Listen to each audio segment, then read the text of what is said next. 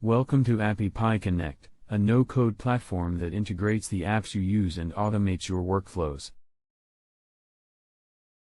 In this video we will integrate Google Sheets with Stripe to automate workflows between the two apps.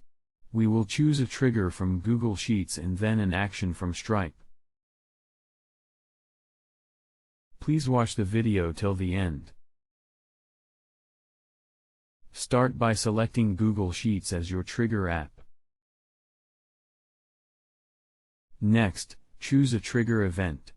This is the trigger event that will initiate the flow and connect.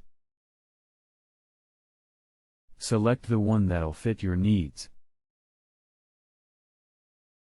Now select Stripe as your action app.